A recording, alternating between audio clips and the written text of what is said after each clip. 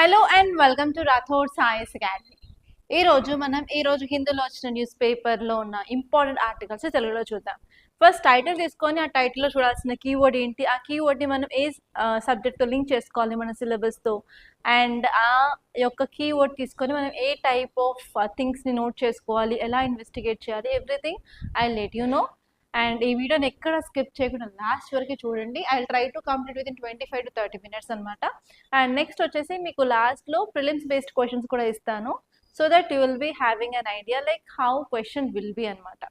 So first article తీసుకున్నట్లయితే ఇక్కడ ahead of crucial assembly elections Tamil Nadu west Bengal governors changed. So ఈ article చాలా important అనమాట. సో ఈ టైటిల్ చూడగానే మనకి ఏం అర్థమవుతుందంటే ఈ ఆర్టికల్ గవర్నర్స్కి సంబంధించిందని అర్థమవుతుంది. అండ్ నిన్న మనం క్లాస్లో చదువుకున్నప్పుడు ఏం చదువుకున్నాము, 4 స్టేట్స్లో అలాగే ఒక యూనియన్ టెరిటరీలో మనకి ఎలక్షన్స్ ఉన్నాయి అని చదువుకున్నాం కదా. ఫర్ ఎగ్జాంపుల్ వచ్చేసి కేరళ, తమిళనాడు, అస్సాం, ఓకే, అండ్ ఇంకొక యూనియన్ టెరిటరీ వచ్చేసి పుదుచ్చేరి. సో ఇలా డిఫరెంట్ స్టేట్స్లో మనకి ఎలక్షన్స్ ఉన్నాయి. అండ్ ఆ ఎలక్షన్స్లో భాగంగా ఇక్కడ చూడండి, ఇక్కడ ahead of crucial assembly elections తమిళనాడులో అండ్ వెస్ట్ బెంగాల్లో గవర్నర్స్ని ఇప్పుడు మన ప్రెసిడెంట్ చేంజ్ చేయడం జరిగింది. సో ఇక్కడ మనం చూసుకోవాల్సిన కీవర్డ్ ఏంటంటే గవర్నర్. ఈ గవర్నర్ టాపిక్ మనం జిఎస్ పేపర్ 2 పాలిటీలో చదువుకుంటాం. సో ఇక్కడ మీరు ఏం చూడాలంటే అసలు గవర్నర్ ఎవరు అపాయింట్ చేస్తారు, గవర్నర్ అవ్వాలి అంటే ఎలిజిబిలిటీ క్రైటీరియా ఏంటి, వీళ్ళ యొక్క టెన్యూర్ ఎంత కాలం వరకు ఉంటుంది, అండ్ ఇన్ కేస్ రిమూవ్ చేయాలి అంటే రిమూవల్ ప్రాసెస్ ఏంటి, వీళ్ళకి సంబంధించిన ఆర్టికల్స్ ఏమేమి ఉంటాయి. అండ్ గవర్నర్ చదివినప్పుడు మనం ఆల్టర్నేట్గా ప్రెసిడెంట్ కూడా పక్కన పెట్టుకునే చదవాలన్నమాట. ఒక టిప్ ఏంటంటే మీరు పాలిటీ చదివేటప్పుడు మనకి యూనియన్ లెవెల్ అంటే సెంట్రల్ లెవెల్లో స్టేట్ లెవెల్లో ఆల్మోస్ట్ సేమ్ ఉంటాయి. ఫర్ ఎగ్జాంపుల్ ప్రెసిడెంట్ ఏమో సెంట్రల్ లెవెల్లో, స్టేట్లో అయితే governor, prime minister central level, chief minister state level, state council of ministers, central council of ministers, అటార్నరీ general of India, advocate general. So అలా పక్కన పెట్టుకొని మీరు చదివినట్లయితే మీకు ఈజీగా ఉంటుంది అండ్ మీకు కన్ఫ్యూజన్ కూడా తగ్గుతుంది. అండ్ మీరు ప్రిలిమ్స్ ఆన్సర్స్ పెట్టేటప్పుడు మీ యొక్క అక్యురసీ కూడా పెరుగుతుంది అనమాట ఇలా చేస్తే. సో ఇలా మీరు గవర్నర్ చదువుకున్నప్పుడే ప్రెసిడెంట్ చదువుకోండి. For example pardoning power of president, pardoning power of governor, ఆ రెండు ఎలా సిమిలారిటీస్ ఉన్నాయి, ఎలా డిఫరెన్స్గా ఉన్నాయి. అండ్ నెక్స్ట్ ఆర్టికల్ 123, 213 ఉంటాయి, ఆర్డినెన్స్ మేకింగ్ పవర్. అది గవర్నర్కి ఎలా ఉంది, ప్రెసిడెంట్కి ఎలా ఉందని చెప్పి ఒక పేజ్ తీసుకొని మధ్యలో గీత కొట్టేసి ఇటు సెంట్రల్ ఒక సైడ్, స్టేట్ ఒక సైడ్ రాసుకుంటూ వెళ్ళిపోండి. సో అలా రాసుకుంటే ఏంటంటే మీకు క్లారిటీ అనేది వస్తుంది. అండ్ ఆ క్లారిటీ మీరు ప్రిలిమ్స్ క్వశ్చన్ సాల్వ్ చేయడానికి చాలా important, especially polity point of వ్యూలో. ఓకే, ఇప్పుడు మనం ఆర్టికల్లోకి వస్తే ప్రెసిడెంట్ ద్రౌపది ముర్ము గారు తమిళనాడు యొక్క గవర్నర్ ఎవరు అంటే Ravi. And governor of West Bengal governor of West బెంగాల్గా మార్చడం జరిగింది అనమాట, చేంజ్ చేశారు. కేరళ గవర్నర్కి అడిషనల్ ఛార్జ్ ఆఫ్ తమిళనాడు ఇవ్వడం జరిగింది అనమాట. ఎందుకంటే తమిళనాడు నుంచి షిఫ్ట్ చేశారు కాబట్టి అక్కడికి కేరళ గవర్నర్కి ఒక అడిషనల్ ఛార్జ్ కూడా తమిళనాడు చూసుకోండి అని ఇవ్వడం జరిగింది అనమాట. అందుకే ఇది న్యూస్లో ఉంది.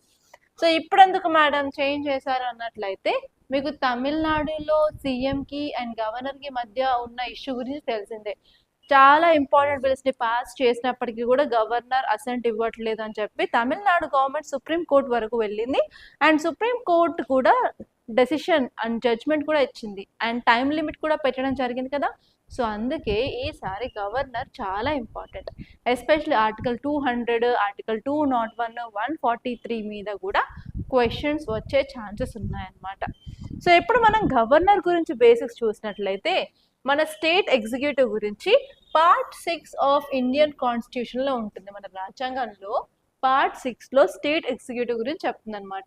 అసలు స్టేట్ ఎగ్జిక్యూటివ్లో ఎవరుంటారు అంటే governor, chief minister, state council of ministers, advocate general of state అనమాట. ఓకే, సో మనం ఇప్పుడు ఎలా అంటే ఇప్పుడు మనం స్టేట్ ఎగ్జిక్యూటివ్ గురించి చదువుకున్నాం కదా. సో యూనియన్ ఎగ్జిక్యూటివ్లో ఎవరు ఉంటారు, గవర్నర్కి బదులు మనకి ప్రెసిడెంట్ ఉంటారు, చీఫ్ మినిస్టర్కి బదులు ప్రైమ్ మినిస్టర్ ఉంటారు, స్టేట్ కౌన్సిల్ ఆఫ్ మినిస్టర్స్ కాకుండా ఇక్కడ సెంట్రల్ కౌన్సిల్ ఆఫ్ మినిస్టర్స్ ఉంటారు. అండ్ ఇక్కడ వచ్చేసి అడ్వకేట్ జనరల్ కాకుండా attorney general of India. So ఇలా మీరు ఇలా కంపేర్ చేసుకుంటూ చదివితే మీకు అర్థం అవుతుంది అనమాట ఈజీగా. And each and every person యొక్క రోల్ ఏంటి, అసలు డిఫరెన్స్ ఏంటి, ఆ డిఫరెన్స్ మీదే మీకు చాలా సార్లు యూపీఎస్సీ ప్రిలిమ్స్ క్వశ్చన్స్ అనేవి అడుగుతారు అనమాట. ఆ డిఫరెన్స్ ఏంటో మీకు తెలుసా లేదా అని టెస్ట్ చేస్తారు. సో అది చాలా ఇంపార్టెంట్. సో ఇక్కడ అపాయింట్మెంట్ ప్రాసెస్ చూసుకున్నట్లయితే గవర్నర్ ఎవరు అపాయింట్ చేస్తారు అంటే ప్రెసిడెంట్ ఆఫ్ ఇండియా అపాయింట్ చేస్తారు. అది కూడా వాళ్ళ హ్యాండ్ అండ్ సీల్తో చేస్తారు. అంటే they will work under pleasure of president. President ఎప్పుడు తీసేయాలనుకుంటే వాళ్ళని అప్పుడు తీసేయడానికి వీలుగా ఉంటుంది అనమాట. అండ్ ఇక్కడ ఒక ప్రొవిజన్ చూసుకోవాలి. సుప్రీం కోర్టు 1979లో ఏం చెప్పింది అంటే గవర్నర్ యొక్క పోస్ట్ అనేది సెంట్రల్ గవర్నమెంట్ కింద ఎంప్లాయ్మెంట్ కాదు, it is an independent constitutional office అని చెప్పి సుప్రీం కోర్ట్ 1979లో డిక్లేర్ చేయడం జరిగింది. అండ్ ఆ పాయింట్ మీద కూడా మీకు స్టేట్మెంట్ ఇచ్చే ఛాన్స్ ఉంది. అండ్ నెక్స్ట్ క్వాలిఫికేషన్ ఏంటంటే ఫస్ట్ వచ్చేసి వాళ్ళు సిటిజన్ అయి ఉండాలి, ఇండియన్ సిటిజన్. అండ్ నెక్స్ట్ వచ్చేసి మినిమం 35 years క్రాస్ చేసి అయినా ఉండాలి అని చెప్తున్నారు. అండ్ నెక్స్ట్ ఇంపార్టెంట్ పాయింట్ ఏంటంటే ఏ స్టేట్లకి అయితే మనం గవర్నర్ అపాయింట్ చేస్తున్నామో వాళ్ళు ఆ స్టేట్ నుంచి ఉండకూడదు అనమాట. అండ్ గవర్నర్ అపాయింట్ చేసేటప్పుడు మన ప్రెసిడెంట్ ఏం చేస్తారు అంటే ఆ ఏ స్టేట్కి అయితే అపాయింట్ చేయాలనుకుంటారో ఆ స్టేట్ యొక్క సీఎం తోటి కన్సల్ట్ అయిన తర్వాత వాళ్ళ అపాయింట్మెంట్ అనేది చేయడం జరుగుతుంది. ఇప్పుడు టర్మ్ చూసుకున్నట్లయితే నార్మల్గా వీళ్ళకి టెన్యూర్ వచ్చేసి 5 years, కానీ వీళ్ళు వర్క్ చేసేది ప్లెజర్ ఆఫ్ ప్రెసిడెంట్ కింద కాబట్టి ఆ టెన్యూర్ 5 years అయినా ఉండొచ్చు, దానికంటే తక్కువ అయినా ఉండొచ్చు అనమాట. అండ్ నెక్స్ట్ వచ్చేసి గ్రౌండ్స్ ఆఫ్ రిమూవల్. ఎలా రిమూవ్ చేస్తారు, ఎందుకు రిమూవ్ చేస్తారు, దేన్ని బేస్ చేసుకొని రిమూవ్ చేస్తారు అంటే మన రాజ్యాంగంలో ఎక్కడ క్లియర్గా రాసలేదనమాట. In our constitution there is nowhere written or lay down the grounds on which we are removing the governor. So మీరు పీవైక్యూస్ చేసినట్లయితే చాలా సార్లు పాలిటీలో స్టేట్మెంట్స్లో in our constitution of India it is mentioned, it is explain అని కొన్ని statements ఇస్తారు. అలా ఇన్ అవర్ కాన్స్టిట్యూషన్ అన్నట్లయితే చాలా వరకు 99% అది రాంగే అవుతుంది అనమాట. కాకపోతే మీరు ఒకసారి క్రాస్ చెక్ చేసుకోవాలి అది మన కాన్స్టిట్యూషన్లో ఉందా లేదా అని. ఈ విధంగా మీరు స్టేట్మెంట్స్ పాలిటీవి చదివేటప్పుడు చాలా కేర్ఫుల్గా 100% కన్సన్ట్రేషన్తో చదవాలి. మీ కన్సన్ట్రేషన్ అటు ఇటు డివైడ్ అయిందంటే కథమే, అది కంపల్సరీ రాంగ్ అవుతుంది అనమాట. ఓకే, నెక్స్ట్ ఆర్టికల్ చూసుకున్నట్లయితే ED files complaints in court against sea cucumber poaching. Okay, so ఇక్కడ ఈ ఆర్టికల్ చూసిన వెంటనే మనకి ఇంపార్టెంట్గా ఒక అనిమల్ స్పీసీస్ ఇచ్చారు, అది సీ కుకుంబర్ అనమాట. అండ్ నెక్స్ట్ వచ్చేసి ఈడీ. మీరు 2025 యూపీఎస్సీ ప్రిలిమ్స్ పేపర్ చూసినట్లయితే ఒక క్వశ్చన్ అయితే ఈడీ గురించి ఇచ్చారనమాట. ఆ క్వశ్చన్ ఎలా ఉంది అంటే లిస్ట్ 1, లిస్ట్ 2, లిస్ట్ 3 అని ఇచ్చేసి ఈడీ ఎన్ఫోర్స్మెంట్ డైరెక్టరేట్ ఫస్ట్ అదే పేరు అనమాట. అండ్ అది ఏం చేస్తుంది, functions under which department or which ministry అని ఇచ్చారు. ఇక్కడ 3 ఇచ్చేసి ఇందులో ఏవి రైట్ అని అడిగారు అనమాట. అందులో ఆన్సర్ వచ్చేసి ఓన్లీ 1 బి పేరు ఒకటి మాత్రమే కరెక్ట్గా ఇచ్చారు అండ్ మిగతావి కరెక్ట్గా ఇవ్వలేదు. సో ఈసారి మీకు ఎలాంటి క్వశ్చన్ వచ్చే ఛాన్స్ ఉందంటే consider the following statements regarding enforcement directorate అని చెప్పి దాని కింద 4 to 5 స్టేట్మెంట్స్ ఇచ్చేసి ఏవి కరెక్ట్ ఏవి ఇన్కరెక్ట్ అని అడిగే ఛాన్స్ చాలా ఎక్కువగా ఉంది. సో ఈసారి ఈడీకి సంబంధించిన నోట్స్ మీరు చేసుకోవాలి. అసలు ఈడీ ఏంటి, అసలు ఏ మినిస్ట్రీ కింద పనిచేస్తుంది, దీని యొక్క ఫంక్షన్స్ ఏంటి, ఎలిజిబిలిటీ క్రైటీరియా ఏంటి, అసలు ఎవరు మెంబర్స్ ఎలా అపాయింట్ చేసుకుంటారు, ఒకసారి క్లియర్ కట్గా ఈడీ గురించి అయితే చూసుకోండి. ఓకే, అండ్ నెక్స్ట్ ఇక్కడ మీరు చూడాల్సింది ఏంటంటే సీ కుకుంబర్. సీ కుకుంబర్ ఎక్కడ ఉంటుందంటే మనకి ఓషన్ ఫ్లోర్ మీద, అంటే కింద అడుగు భాగంలో మనకు ఓషన్ కింద లేయర్ ఉంటుంది కదా, అంటే సాయిల్ లేయర్, ఆ సాయిల్ లేయర్ మీద ఉంటుంది అనమాట. ఇది ఇప్పుడు ఓషన్ అనుకోండి, మనకి ఓషనోగ్రఫీ మీరు చదువుకున్నట్లయితే మీరు కొన్ని ఫీచర్స్ చూసే ఉంటారు. Continental shelf, continental slope, continental rice, continental deep trench, అలాగే సీ మౌంట్స్, గుయోట్స్ అలా చూసుంటారు. ఈ ఫ్లోర్ మీదనే ఈ సీ కుకుంబర్స్ అనేవి ఉంటాయన్నమాట. సో మీకు ఎన్వైర్న్మెంట్ పాయింట్ ఆఫ్ వ్యూలో మీకు క్వశ్చన్ ఎలా వస్తుందంటే ఇక్కడ మనకి సన్లైట్ ఉన్న దగ్గర మనకి ప్లాంక్టన్ అనేది ఉంటుంది, దాని కింద మనకి న్యూస్టాన్ అనే యానిమల్స్ అంటే which are able to swim అనమాట. అండ్ నెక్స్ట్ వచ్చేసి nekton which are will be there in this part, చాలా డీప్గా ఉండేవి నెక్టాన్స్ అంటారు. అండ్ బెంతోస్ వచ్చేసి మనకి animals which will live on the sea floor అనమాట. సో ఈ సీ కుకుంబర్ వచ్చేసి బెంతోస్కి సంబంధించిన యానిమల్. అండ్ మీకు ఎలా క్వశ్చన్ వస్తుంది అంటే ఆల్రెడీ మీకు సీ కుకుంబర్ మీద కొన్నిసార్లు అయితే యూపీఎస్సీ క్వశ్చన్ అడిగారు. అండ్ ఈసారి మీరు సీ కుకుంబర్ మీద డైరెక్ట్గా వాళ్ళు స్టేట్మెంట్స్ ఇచ్చేసి ఏబి రైట్ అని అడిగే ఛాన్స్ ఉంది. Which of the following animal is this అని కూడా అడిగే ఛాన్స్ ఉంది. లాస్ట్ టైం ఓస్టర్ మీద అడిగారు, and sea lion, sea cow, sea horse మీద 3 సార్లు అడిగారు. సో ఇలా మీకు క్వశ్చన్ అడిగే ఛాన్స్ ఉంది. ఒకసారి మీరు పీవైక్యూస్ చేస్తే క్లియర్గా అసలు క్వశ్చన్స్ ఏ ఫార్మాట్లో అడుగుతున్నారు, ఏ యానిమల్స్ మీద అడుగుతున్నారు చూసుకోండి. అండ్ ఏవైతే ఆప్షన్స్లో ఇచ్చిన యానిమల్స్ని మీరు అస్సలు వదిలిపెట్టొద్దు. ప్రతి ఒక్క ఆప్షన్లో ఇచ్చిన యానిమల్ గురించి క్లియర్గా చూసుకోండి, ఎందుకంటే అవి నెక్స్ట్ టైం క్వశ్చన్స్ అవుతున్నాయి అనమాట. ఓకే, నా let us see this article. ఈ ఆర్టికల్ వచ్చేసి ఎన్ఫోర్స్మెంట్ డైరెక్టరేట్ ఒక నలుగురిని పట్టుకుంది అనమాట. ఆ నలుగురిని ఎందుకు పట్టుకుంది అంటే వాళ్ళు ఏం చేస్తున్నారంటే ఇల్లీగల్గా సీ కుకుంబర్ని పట్టుకొని వాళ్ళు ఇల్లీగల్గా ట్రేడింగ్, పోచింగ్ అవన్నీ చేస్తున్నారు. దానివల్ల వచ్చే మనీ ఇల్లీగల్ మనీ అవుతుంది. ఎప్పుడైనా సరే ఎవరైనా ఇల్లీగల్గా మనీ సంపాదించినట్లయితే దాని మీద ట్యాక్స్ కట్టారనమాట. ట్యాక్స్ కట్టకపోవడం వల్ల ఆ వాళ్ళకు వచ్చిన మనీ బ్లాక్ మనీ అవుతుంది. అండ్ ఆ బ్లాక్ మనీని యూజ్ చేసుకోలేరు కదా, సో అప్పుడు ఏం చేస్తారంటే బ్లాక్ని వైట్గా కన్వర్ట్ చేస్తారు. ఈ ప్రాసెస్ మనీ లాండరింగ్ అనమాట.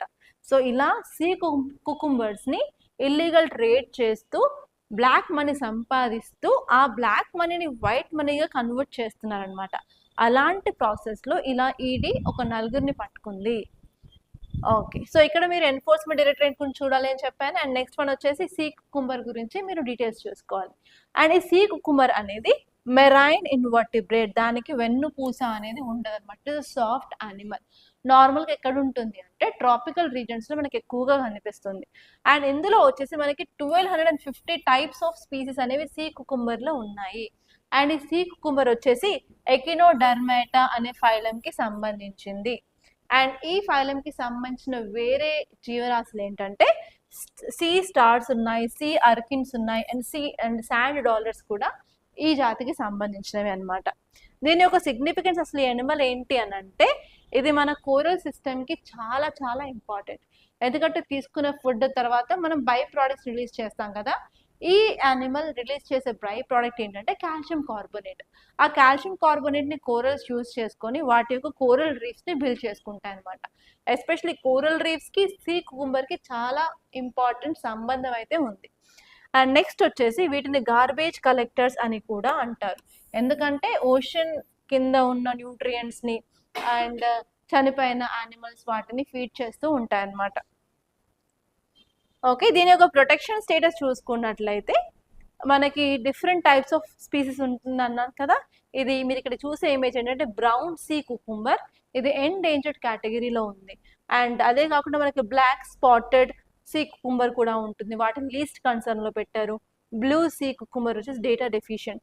సో అలా different types of sea cucumbers ఉన్నాయి కాబట్టి డిఫరెంట్ స్టేటస్ ఆఫ్ ప్రొటెక్షన్ అనేది అవైలబుల్గా ఉందన్నమాట. అండ్ వీటిని వచ్చేసి schedule 1 of Indian wildlife protection యాక్ట్లో వీటిని ప్రొటెక్ట్ చేస్తున్నారు.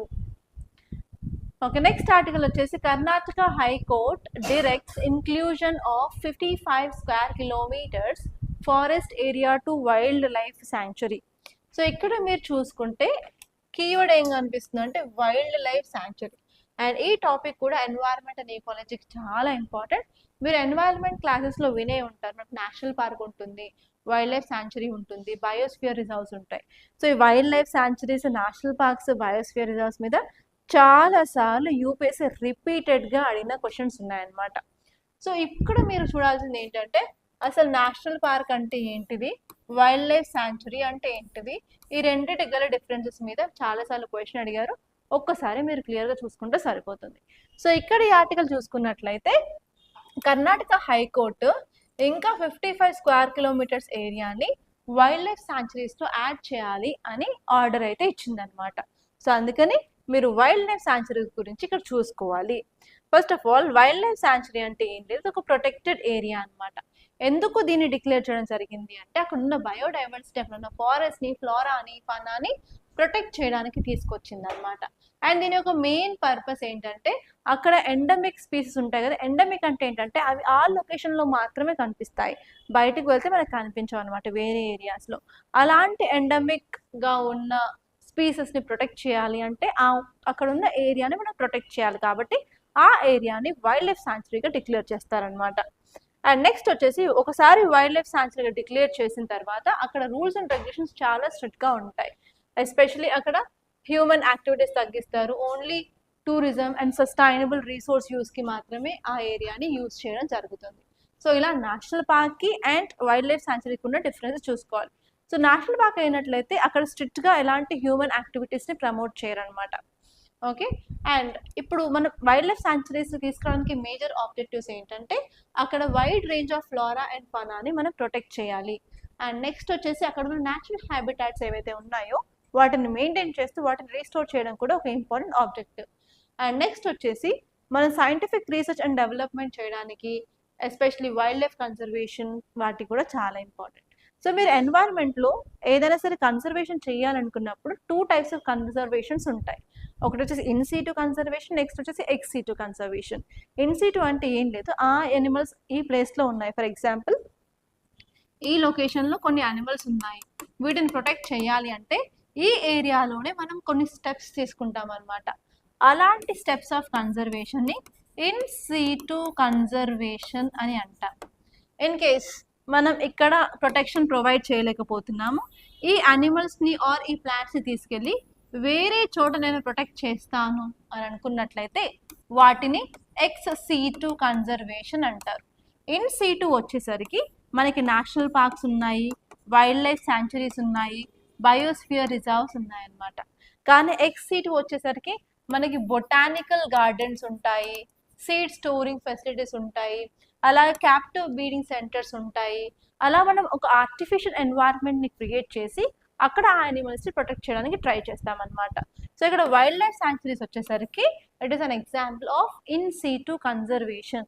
ఆ పాయింట్ మీద కూడా యూపీఎస్సీ ఫోకస్ చేసే ఛాన్స్ ఉంది. సో యూపీఎస్సీ ఎలా క్వశ్చన్ ఇస్తుందంటే consider the following, which of the above are in situ conservation methods or ex situ conservation methods అని ఇవి రెండింటిని మిక్స్ చేసి ఇస్తాయి. ఏ ప్లేస్లో అయితే మనం స్టెప్ తీసుకుంటున్నామో అవి ఇన్ సీటు అవుతాయి, ఇన్ కేస్ యానిమల్స్ ఆర్ ప్లాంట్స్ని బయటకి తీసుకెళ్తున్నాము అంటే అవి ఎక్స్ సీటు అవుతాయి. So this simple basic thing that you have to know అనమాట. అండ్ నెక్స్ట్ ఆర్టికల్ వచ్చేసరికి ఇక్కడ Indian HPV vaccine under test for single dose roll out. Already ఈ topic గురించి మనం ఇంతకుముందే చదువుకున్నాం. ఈ టాపిక్ ఏం చెప్తుంది అంటే ఎస్పెషలీ అడాలసెంట్ గర్ల్స్ ఎవరైతే ఉన్నారో 14 years వాళ్ళకి రీసెంట్గా గవర్నమెంట్ ఏం అనౌన్స్ చేసింది అంటే ఫ్రీగా సర్వైకల్ క్యాన్సర్ సంబంధించిన వ్యాక్సిన్ని మేము ఫ్రీగా ప్రొవైడ్ చేస్తామని గవర్నమెంట్ అనౌన్స్ చేసింది. దాని తర్వాత మన ఇండియన్ మేడ్ ఇంకొక వ్యాక్సిన్ కూడా ఉంది, దాని పేరు ఏంటంటే సెర్వోవాక్స్ ఆర్ సెర్వావాక్ అని అంటారు. సెర్వావాక్ అనేది ఇండిజినస్ ఇండియా ప్రిపేర్ చేసిన వ్యాక్సిన్ అనమాట. అదే కాకుండా మనకి గార్డజల్ అనే వ్యాక్సిన్ కూడా ఉంది.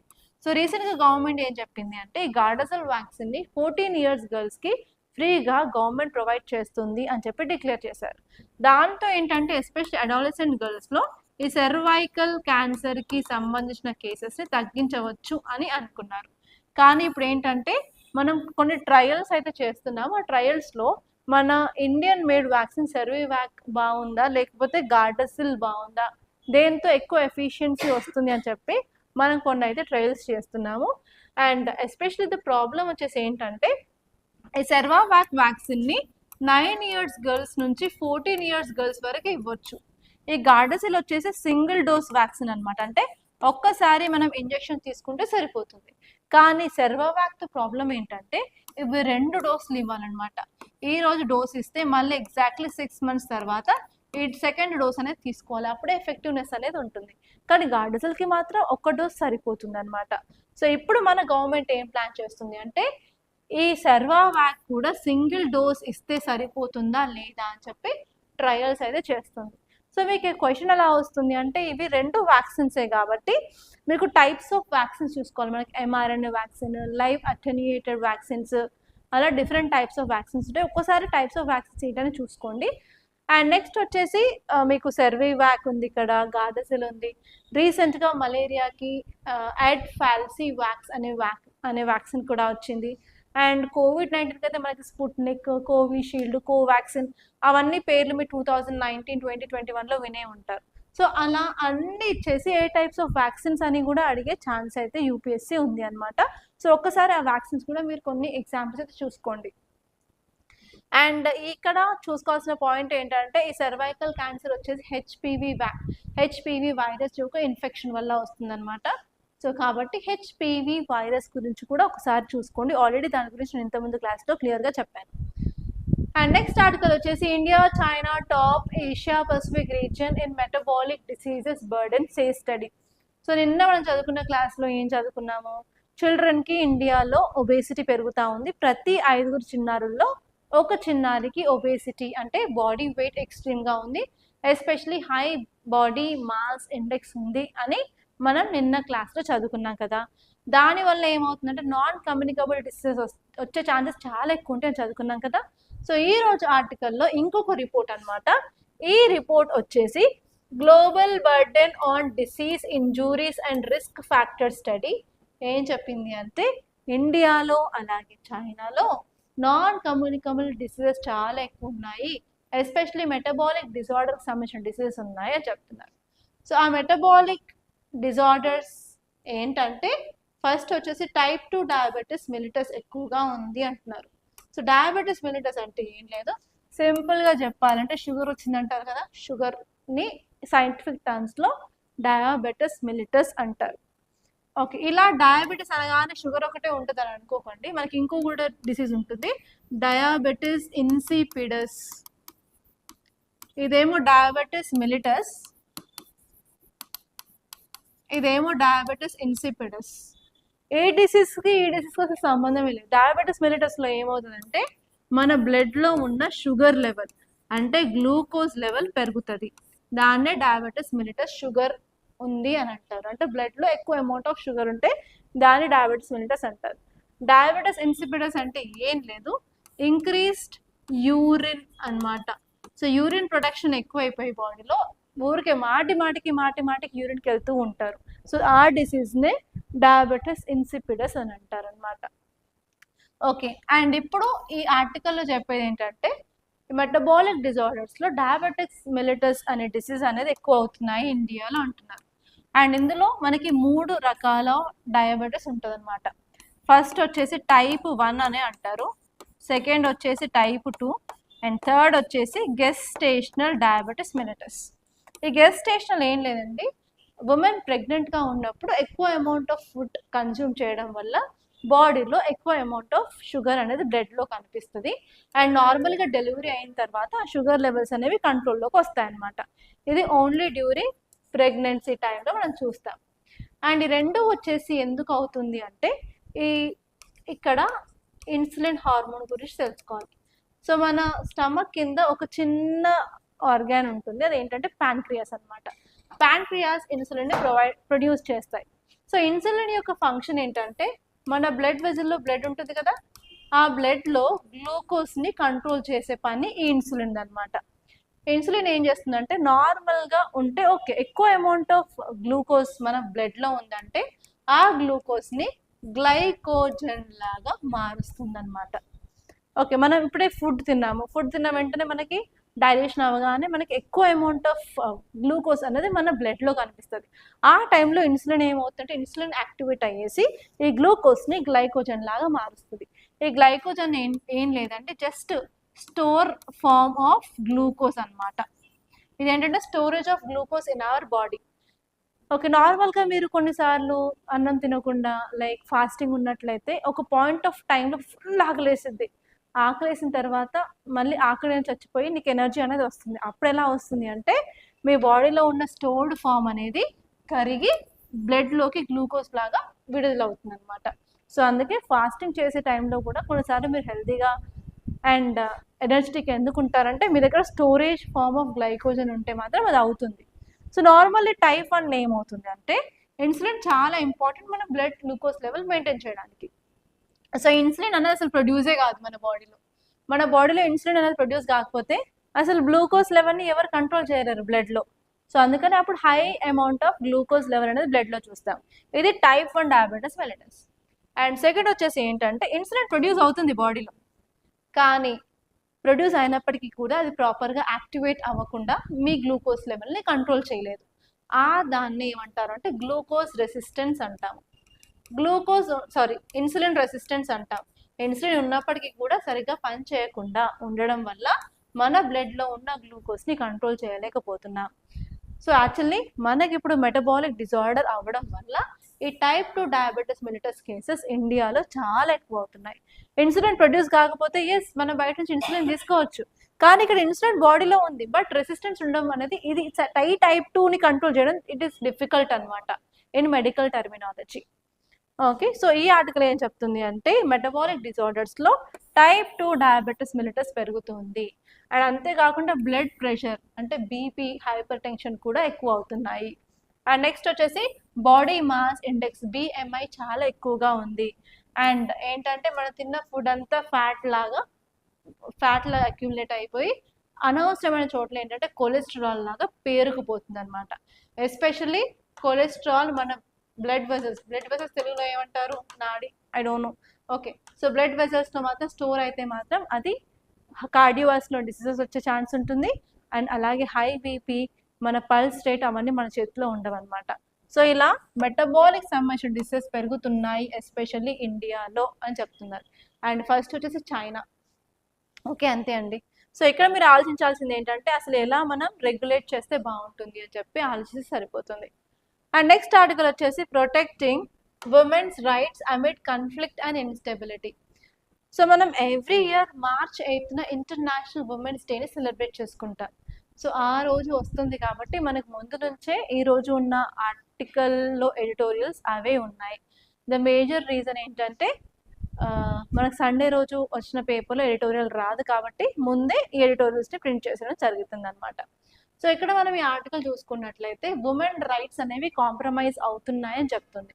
Especially conflicts or political instability, economic instability ఉన్నట్లయితే who will compromise? Women rights are getting compromise. ఒక సింపుల్ ఎగ్జాంపుల్ చెప్పాలంటే మన ఇంట్లో ఫుడ్ ఎవరు వండుతారు? మదర్ వండుతుంది. నార్మల్గా మదర్ వండిన తర్వాత ఫుడ్ కొంచెం టేస్టీగా ఉంది. ఫర్ ఎగ్జాంపుల్ సండే వచ్చింది, మమా మేడ్ సమ్ స్పెషల్స్ అనమాట, like biryani or chicken fry అలాంటివి. సమ్ స్పెషల్స్ చేయడం వల్ల మీకు చాలా బాగా అనిపించి కొంచెం ఒక ప్లేట్ ఆఫ్ రైస్ తినే బదులు కొంచెం 1.5 ప్లేట్ ఆఫ్ రైస్ తిన్నారనుకోండి. సో ఏమవుతుంది, లాస్ట్కి ఫుడ్ మిగలకపోతే ఎవరు కాంప్రమైజ్ అవుతారు? Mother will be compromising on taking the food కదా. మరి తన కోసం సపరేట్గా మళ్ళీ వంట చేసుకునే ఓపిక లేకపోతే మాత్రం షీ విల్ బి ఉన్నదంతా సర్దుకుపోతుంది అనమాట. సో అలాగే మనకి ఏ ఏరియాలో కాన్ఫ్లిక్ట్ అయినా కూడా, లేకపోతే instability, economic instability or political instability, ఎలాంటి ఇన్స్టెబిలిటీ వచ్చినా కూడా first of all women rights మీద కాంప్రమైజ్ అనేది అవుతుంది. And women will become more vulnerable in this kind of situations అని చెప్పి ఈ ఆర్టికల్ చెప్తుంది అనమాట. ఓకే, అంతకు మించి ఏం లేదండి ఇక్కడ. సో ఇప్పుడు మనం చూసుకున్నట్లయితే అసలు ఆర్టికల్ ఏం చెప్తుంది అంటే in times of war, especially west ఏషియాలో మనకి బాంబులు వేయడాలు, డ్రోన్ అటాక్లు, మిసైల్స్ అటాక్లు అవన్నీ జరుగుతున్నాయి కదా. అందులో ఏంటంటే ఉమెన్ ఆర్ మోర్ వల్నరబుల్ అని చెప్తున్నారు. సో ఇక్కడ మనం చూసుకున్నట్లయితే ఉమెన్ ఎందుకు వల్నరబుల్ అంటే జెండర్ బేస్డ్ వైలెన్స్ ఎక్కువ అవుతాయి. ఫుడ్ ఇన్సెక్యూరిటీలో కూడా women has to compromise for her husband, for her family, for her children కాబట్టి.